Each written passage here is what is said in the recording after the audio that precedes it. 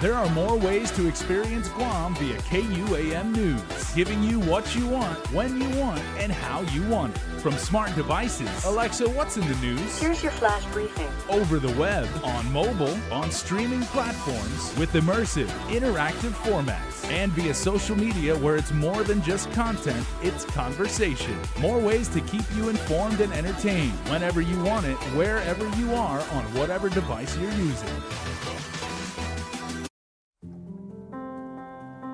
Matson is in this community. We've been in this community for decades. We're gonna be in this community for decades to come. Things will get busy, things will get quiet, but we're gonna be here. We're your hometown carrier. And that matters to us. Reliability is the core of our business. We take pride in ensuring that we arrive in Guam on time as scheduled. It's our local employees who understand the market, who understand the business, and provide that hard work for you each and every day. When we hold ourselves to high standards, our customers also hold us to high standards. We establish good business relationships that turn into friendships. That's why it's so important to be here and be trusted by your customers. We want you to trust Matson like your friend, like your family. KUAM News Headlines is presented by Calvo's Insurance, serving Guam for 80 years. And brought to you by Matson and the Adahi Tanu program. Cars Plus, reminding you to put your phone down while driving. Distractions won't get you there. Heads up, Guam. IP&E, fueling excellence. McDonald's of Guam, I'm loving it. And King's Restaurants, always open, always local, and serving up favorites for over 40 years.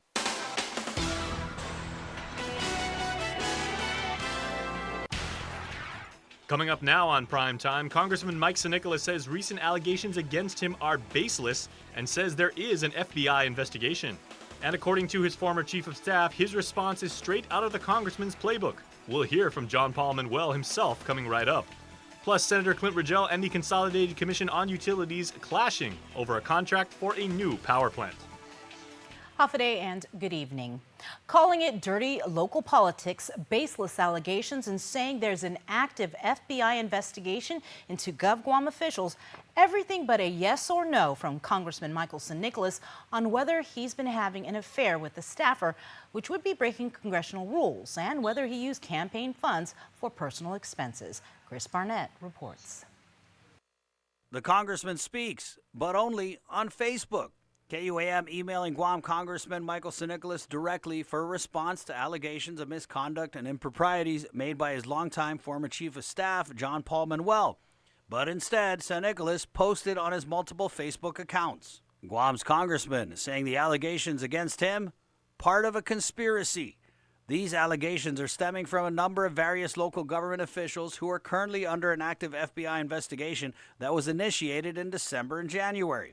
Manuel sat down with KUAM and today says he was tipped off by a Sinicola staffer last year that the then delegate-elect was going to go to the FBI to complain about Manuel and other individuals. I've known about that since December, and I thought that he was doing so in order to intimidate me or threaten me in order to keep quiet about the things that I know. But I know what the things that I'm saying are true, and I know that if he initiated an investigation since December, if I really was doing anything, I'm pretty sure they would have arrested me by now.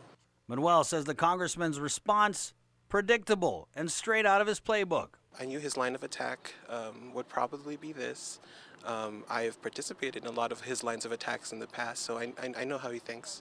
Manuel alleges that during Sinicola 2018 bid for Congress, he had used campaign funds to carry on his affair with his mistress, who he later hired for $84,000 a year after winning the election.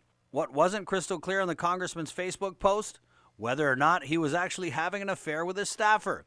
According to Committee on Ethics Code of Official Conduct, Congress members banned from having sexual relationships with their employees. I think it's interesting that he did not really address the things that I've said about his use of campaign funds and public office in order to carry out his affair. I mean, I think because those things are true, that he could not address them. So do you think that this alleged affair is still being carried out to this day? Yes, I think one of the conversations that we had in December was me telling him that he should not carry out this affair, and he said to me, "I will still F her." Manuel has alleged San Nicolas forged his own father's signature on campaign checks and also now alleges that the delegate would routinely misuse campaign funds. He has reimbursed himself for personal meals and personal expenses.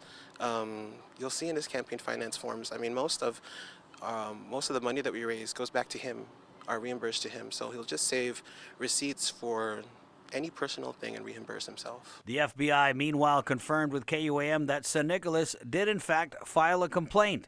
Manuel is still contemplating filing his ethics complaint against the lawmaker, but he'll file a request with the Guam Election Commission to conduct a full audit of San Nicolas's campaign reports. Manuel saying that audit will provide a paper trail of the alleged improprieties. He admits to KUAM since coming forward with his truth, it's been difficult. I guess I just want to say that, I have put my career and my life on the line to tell the truth, and I have really nothing to gain with this. I mean, I don't know if I have a career after this, but I just felt like I needed to say the truth. Manuel also said he only exposed San Nicolas's alleged affair because it was necessary to tell the full story. That unfortunately needed to be said, and I know a lot of people say that that's personal, but this is public office, and these are official funds, and these are federal laws and local laws, and so, I mean, it just needed to be done. For Guam's News Network, Chris Barnett reports. San Nicolas, in another FB post, alleged Democratic Party leaders orchestrated the allegations against him, calling it dirty local politics. However, Party Chair Senator Regine Bisco-Lee said Democrats, quote, played no part in the allegations surrounding Delegate San Nicolas. Adelup also saying the governor and lieutenant governor have, quote, absolutely no involvement in any of the recent allegations.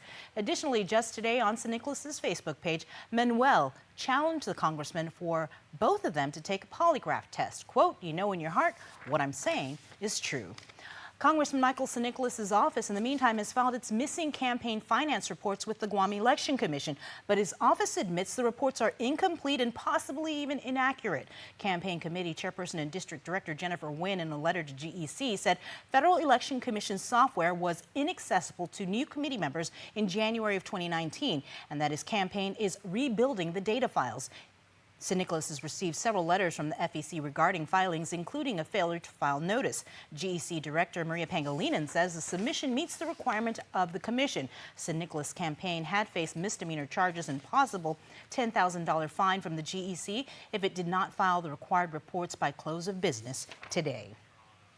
The CCU approved a deal last night to build a new 198-megawatt power plant in Harmon. But Utilities Chairperson Senator Clint Rigel is calling for a complete halt to the agreement because one of the partners is being sued over the 2015 explosion at the Cabras power plant. Nestor Lecanto reports.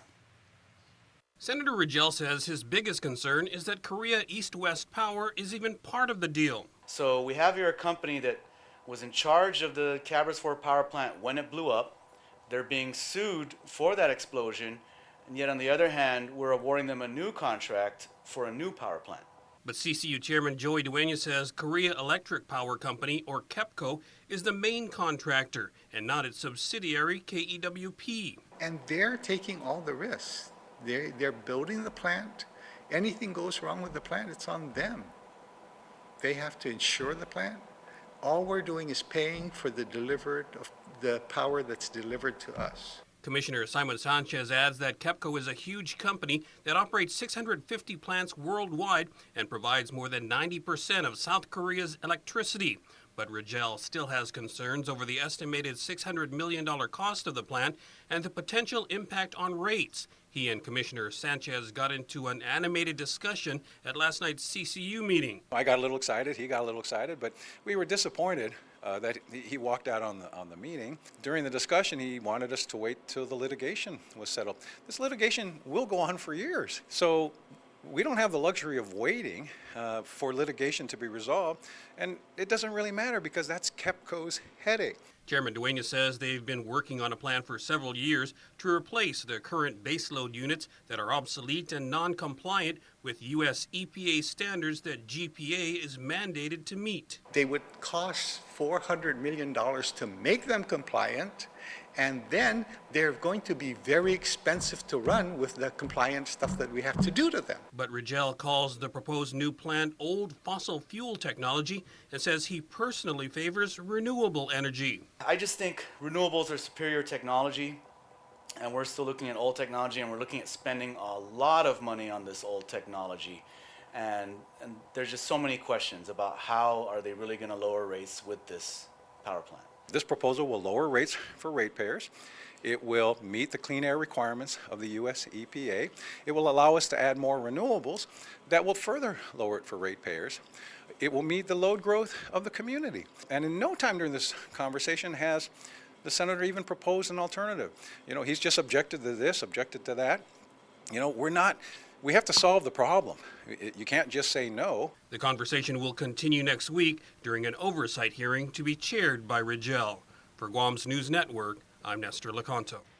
The Public Utilities Commission will still have final approval over the power plant contract. As expected, Governor Lulian Guerrero signed the fiscal year 2020 budget bill into law. In a news release, she thanked her fiscal discipline team for safeguarding funding for her policies and agenda. The governor also credited senators in the Office of Finance and Budget for their patience in working with her team.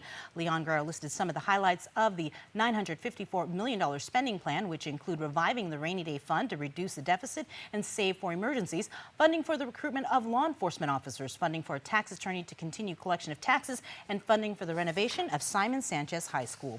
34-year-old Lucas Bukia arrested for 2 home invasions and criminal sexual conduct in the Totu area that occurred on Monday. Police spokesperson Paul Tapao says during the home invasions, Bukia allegedly sexually assaulted 2 women and a female minor. During the investigation, detectives learned that Bukia had been involved in 4 other home invasions that occurred between August 18th and September 2nd. He was booked and confined. 3 drug defendants in the same case expected to enter a change of plea. However, one will have to wait a while longer. Siblings Isabel Cruz and Raymond Valoria Cruz Jr., along with Michael Jr. Lujan, were charged for dealing meth out of their Manilao home in February of last year. Isabel was indicted on possession of a Schedule II controlled substance as a third-degree felony and with intent to deliver as a first-degree felony. She entered a plea agreement of 5 years supervised probation and 150 hours of community service. As for her brother Raymond, there were complications with the agreement draft that included 3 years probation when the minimum for possession is 5 years. Judge Anita Sokola did not accept it and in court said to the attorneys, quote, "Don't play with me today." A further proceedings hearing was scheduled for September 30th. Defendant Michael Jr. Lujan entered a deferred change of plea agreement for 2 years probation. An inmate that allegedly assaulted a DEPCOR officer in June is before a jury this week. Brian Matthias was indicted for assault as a third-degree felony charge. He's accused of kicking an officer's leg 6 times and punching him in the head and face multiple times. Matthias said, however, it was the officer who struck him first. Opening statements were made Tuesday by defense attorney Ali Nussbaum and prosecuting attorney Pete Santos. Santos brought forth multiple witnesses to testify over the past 2 days, and as of late this afternoon, both parties rested their case. Closing arguments are scheduled for Thursday. 31-year-old Janika Lawrence appeared in district court and pled not guilty via teleconference from Portland, Oregon. She was charged along with University of Guam professor Thomas Marler. The two were indicted in July, accused of participating in a scheme to rig bids for multiple federally funded projects. Marler had pled not guilty. Marler was responsible for awarding UOG's federally funded projects. Both are on pretrial release and are to comply with the conditions. However, a modification was made today for Lawrence's release. According to the conditions, the defendants are prohibited from any contact with victims or witnesses. However, because her parents may be called for testimony, she was granted contact with them but not allowed any communication on the case. Lawrence's trial is scheduled for November 12th, while Marler's next court appearance is October 10th. Stay tuned. We are back with more news after the break.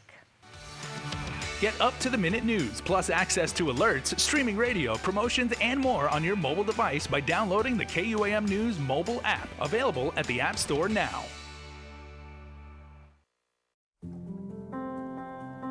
Matson is in this community. We've been in this community for decades. We're going to be in this community for decades to come. Things will get busy, things will get quiet, but we're going to be here. We're your hometown carrier. And that matters to us. Reliability is the core of our business. We take pride in ensuring that we arrive in Guam on time as scheduled. It's our local employees who understand the market, who understand the business, and provide that hard work for you each and every day. When we hold ourselves to high standards, our customers also hold us to high standards. We establish good business relationships that turn into friendships. That's why it's so important to be here and be trusted by your customers. We want you to trust Matson like your friend, like your family.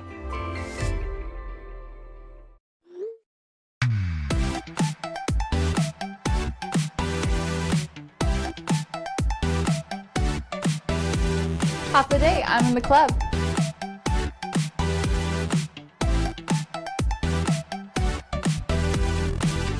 Half a day, welcome to Two Lovers Point. Half a day, I'm in the club.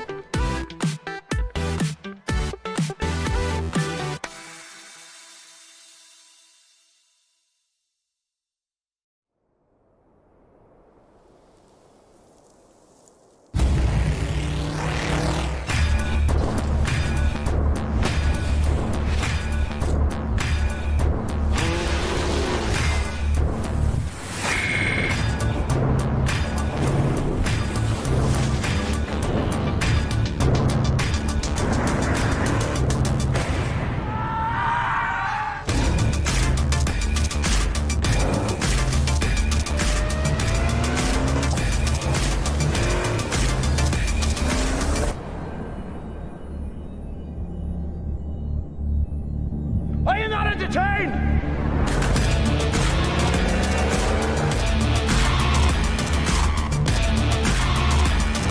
Are you not entertained? Is this not why you are here?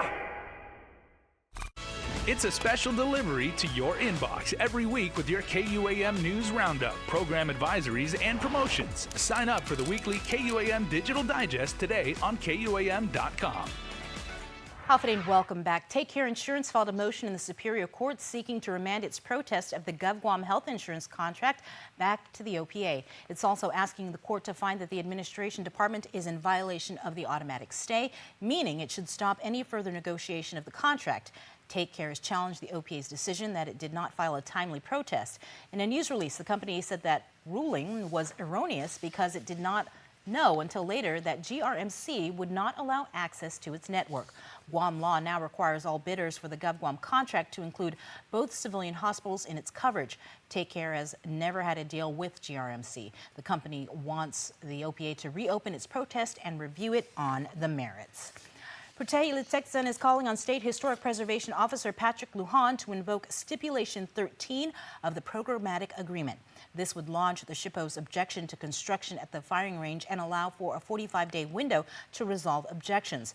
Putehi Liteksan stresses the current location of the firing range was deemed the worst choice by DOD. Their letter cites community opposition, 15,000 signatures on a petition opposing firing range construction, and 2 resolutions passed by the Guam legislature as justification for the invocation of Stipulation 13.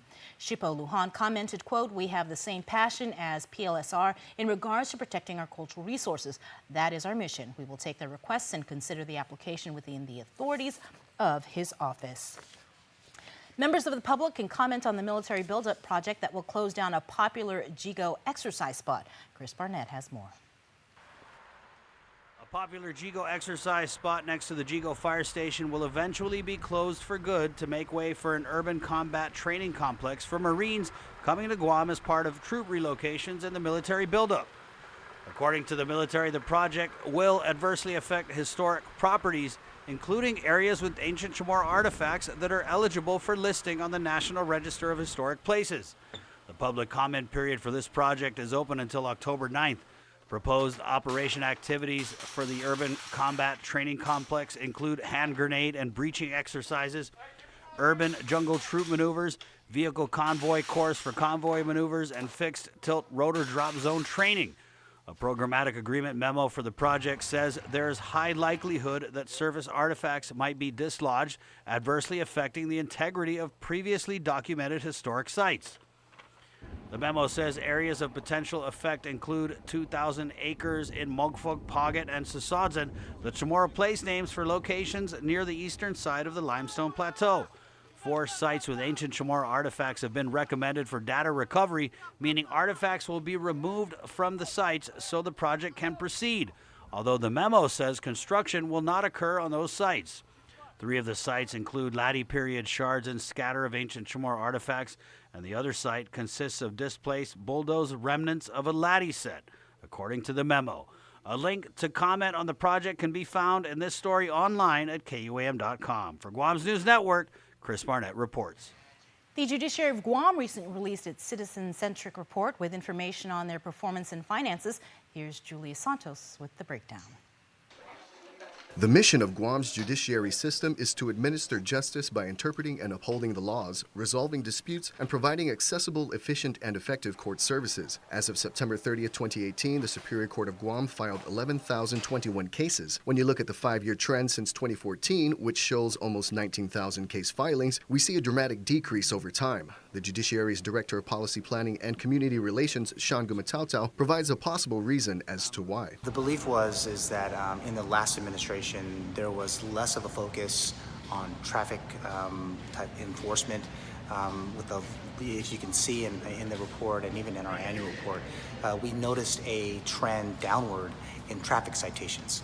So what that created was almost about a 40% drop in total traffic citations, so that had a big impact on total case filings. Gumatautau says the judiciary has communicated with the governor, who is committed to working with GPD to refocus on the enforcement of traffic offenses. The top offenses charged last year include possession of Schedule II controlled substances, family violence, driving while impaired, and assault. Other noteworthy charges are possession and use of a deadly weapon in the commission of a felony, burglary as a second-degree felony, and second-degree criminal sexual conduct. The judiciary does not keep track of actual conviction, Gumatautau says. As important in this process is the Attorney General's office. That issue or that question is a better one for the Attorney General's office. So how much does it cost to administer justice on Guam? Spending increases for FY 2018 were in the areas of benefits, capital outlay, utilities, and what is labeled as miscellaneous. Operational savings on expenditures were on personnel services, contractual services, travel supplies, and materials, and non-capital equipment items. The cost of doing business in government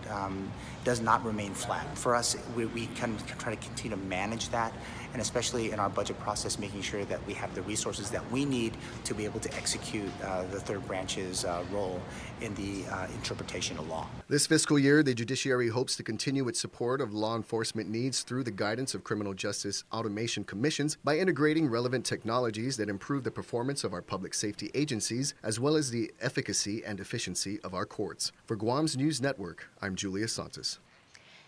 Leighton Bora posted $25,000 bail and was released today. He was arrested last week during a drug bust in Dededo and charged with possession of a Schedule II controlled substance as a third-degree felony and possession of a Schedule II controlled substance with intent to deliver as a first-degree felony. He must check in 5 times weekly. His next court hearing is scheduled for September 9th for a preliminary hearing. Stay tuned. Sports is coming up next.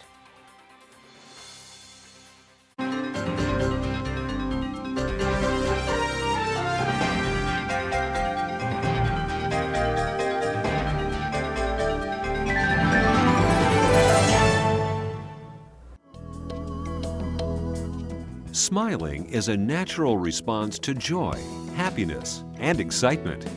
Your smile reveals a lot about who you are. A healthy, beautiful smile can brighten your appearance and be an invitation to conversation and friendship. It is often one of the first things people notice about you. Now, thanks to the advancements in dentistry, you can have the smile you have always wanted, giving you an improved smile that looks and feels great. My silver fillings that I have, they're getting older in my mouth and I need to replace them. So I've started to do that and I've replaced them with the white fillings and I've had really great success with that. It looks good, they feel natural, and it kind of goes hand in hand with the bleaching. I want a white look all around my mouth.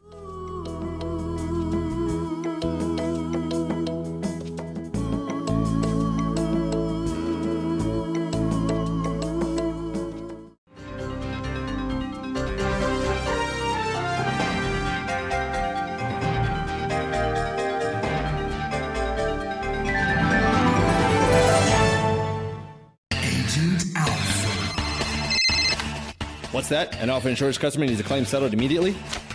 I'm on it. Agent Alpha. In the event of an accident, theft, or breakdown, each of our Alpha Insure agents are trained to go above and beyond. This is my stop. There she is. Target acquired. Agent Alpha. Yes! KUAM Sports is presented by Triple J.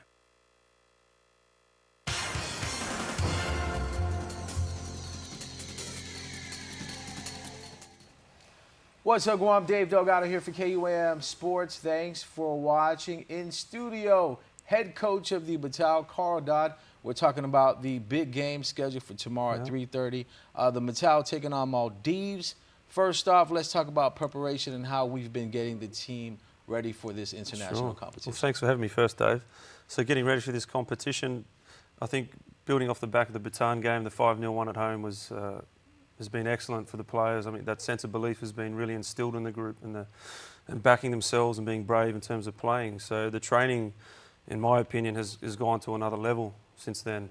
And we've had a couple of boys off island come back early and assimilate too, and that's been excellent for the group to really bond together. We just had a friendly match in Taipei just last week, which was really good hit out for the players to get that experience before we start this World Cup campaign, the qualifiers. So the training's been excellent. They've been in Leo Palace this week, working hard, really focusing on the tactics and the strategy, and they've been excellent. Leading the team again, team captain Jason Cunliffe coming off a huge game against Bhutan, 3 goals. Who are some of the younger players or players in general that we're looking to have a big game for us on tomorrow? Sure. Well, you mentioned Jason. I think he's like Benjamin Button. He's just getting better, as he gets older, to score 3 goals at 35, and he's really enjoying it. And now, it's up to the next generation to step up and lead the line. I mean, Ian Mariano is an exceptional player. Maybe not as young, he's 28, but if we look even younger, we have, Marlon Evans, Travis Nickmore, my 2 central defenders, and even Isaiah Lagatang as my left back. We've got some good young players coming through. Dylan Naputi's back in the realm, so it's a really exciting squad, and for this next generation to come through and really take the mantle off these older guys, that's what we're after as well.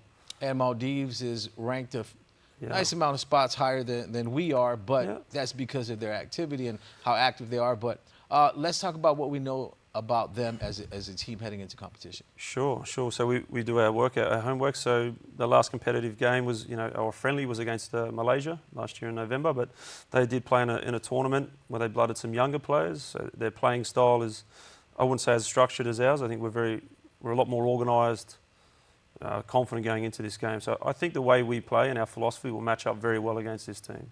And let's talk about weather. I know home turf is definitely an advantage for us. A little bit rain now. Do you think that's going to be a big factor in tomorrow's game? I mean, the home advantage on Guam is definitely a big one, but we have to remember, the Maldives are also an island in a hot climate.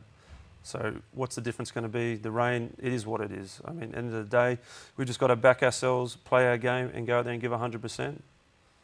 And you talked about getting the guys there at Leo Palace, keeping them focused. What other things have you guys done as an organization to keep the Battelle players focused for this match? Inside of Leo or outside since before inside that? Of Leo Palace. Oh, inside of Leo, well, it's been pretty busy. We've had doubles, 2 days a couple of times, and there's a lot of teamwork, workshop going on. That kind of, the time kind of goes before you know it. So there's, meals, but there's a lot of workshops and group work where they do the analysis. We hand over a lot where the players are dictating what goes on or what they want to learn. We find that's the best way to learn, player-driven or player-centred approach. So times are changing in terms of coaching, and they're a very receptive group, and they're learning to take charge now, which is great to see from a coaching point of view. All right, well, make sure to get your tickets at the GFA main office. Come out and support the Battelle as they take on Maldives at 3:30 in the afternoon tomorrow at the GFA National Training Center. That's going to do it for sports. We're back right after this. In programming news, make sure to catch the kickoff of this year's NFL season right here on the stations of KUAM. Friday, September 6th marks the 100th year of NFL action. Khalil Mack and that tough Chicago Bears defense will put Aaron Rodgers and the Green Bay Packers offense to the test. Kickoff set for 10:15 in the morning on KUAM TV 8, NBC Sunday Night Football.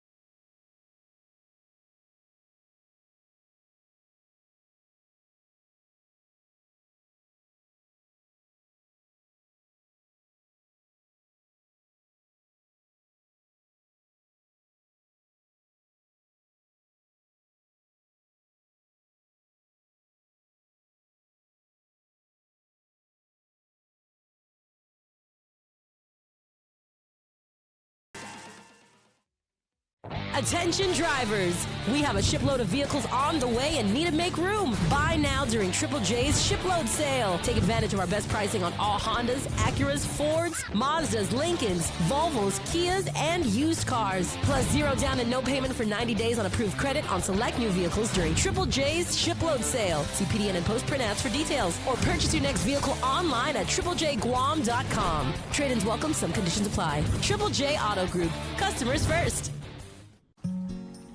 Hafade na anho si Judy Flores, Tauto Inalahan. I came here in 1957 when I was a child. My parents were hired as contract teachers, and I was immersed in the village life. I learned to speak Chamorro because everyone spoke Chamorro then. We do have more than just sun, sand, and shopping. We have a spirit here that people can definitely feel.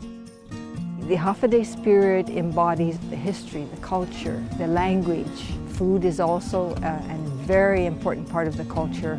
You offer food. That's the package altogether. The Hafade spirit is how the people welcome a visitor, a stranger, and make them feel at home. And I've always felt that, especially in Inalahan, and I believe that the Hafade Pledge is creating that throughout the island. Guam's auto appearance specialist, Elegant Reflections, has been providing the automotive industry with professional detailing and car care products at its highest quality, from complete detailing, full interior detailing, exterior detailing, headlamp restoration, hand washing, seat and carpet shampoo, engine degreasing, undercarriage cleaning, paint sealant, fabric protection, paint oxidation removal, and so much more. Visit us at our new location. Call 646-5555 for an appointment. Elegant Reflections, Guam's auto appearance specialist, over 20 years of experience. Welcome back. Before we close out the news, here's your latest round of birthday shout-outs. It is your midweek version of the Cold Stone Creamery Birthday Club, and we say happy birthday to Debbie Napati, who celebrates birthday number 57 today. To my love, Debbie, may you have more blessings and birthdays to come. Enjoy your special day. You're one awesome love. Thanks for being in my life. That's an awesome shout-out. Richelle Ungisi has birthday number 11 today, and happy birthday to our little queen. You're the diamond that makes our lives bright and amazing. We love you. Say Dad, Mom, Nicodemus, and Roquel. Aliana Caprice Santos Sabalboro. Happy birthday number lucky 7 to you, to our little unicorn sunshine of the Sabalboro family. Coming from Papa Hook, Grandma Santos, Uncles John Jr. and Darius Santos, and step-uncle and step-grandpa Lingdao. Have a blessed day and a wonderful birthday in school. Also love coming from Uncle Merv. Happy birthday, Nenny, they all say. And lastly, happy birthday wishes going out to Michael Chargaloff Guerrero II. Happy birthday, Mike. We love you and we wish you all the best today on your birthday, and always, with lots of love, all of your family and all of your friends, which includes us here at KUAM and your friends at Cold Stone Creamery. And you can be part of the Cold Stone Creamery Birthday Club by registering on KUAM.com. And that's going to do it for us here in Primetime. Thanks for watching. Jason's next with Extra.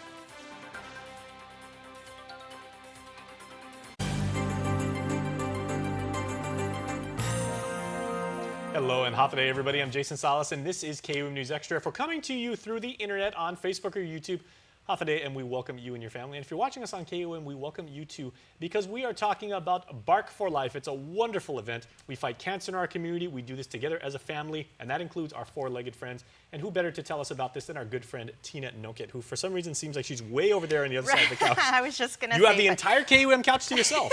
But I've been advised That's a good thing. To sit right here, so okay. It's the best angle. Well, it's good to see you again from way over there. Yeah. So Bark for Life is not new.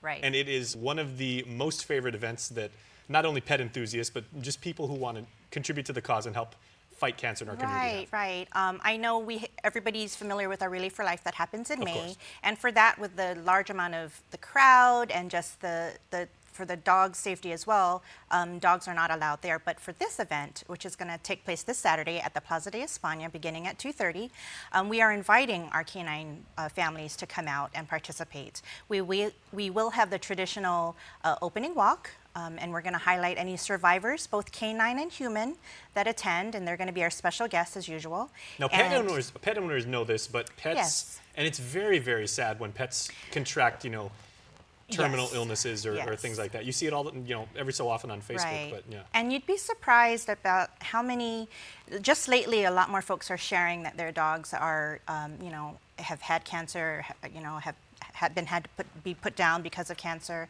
And so this is an opportunity for them to fight back, because we know that the research and the treatments and the drugs that are used in human chemotherapy are also used on some of our canines. So, it's really for the entire family to get involved and fight back. How many years have we been doing? This is going to be our 8th year. Because I was going to say, we've been involved with you in the very fine work that you and your staff do for many, many years now. Yes. And early on, when we were doing Relay for Life here on Guam, people brought dogs to the GW track, right? They did. I remember that. Yeah, they did. But again, as the event has grown, there's barely any room for humans to walk, and we know that our canines can be very sensitive. Yeah. They're very good with their owners, but for folks that aren't familiar with how to handle dogs, and then for those who have a fear of dogs, I mean, this could be detrimental and could really lead to catastrophe. So this particular event allows for our friendly dogs, and if you own a dog or you have dogs in your family, you know which ones you can take out and you know which ones need to stay home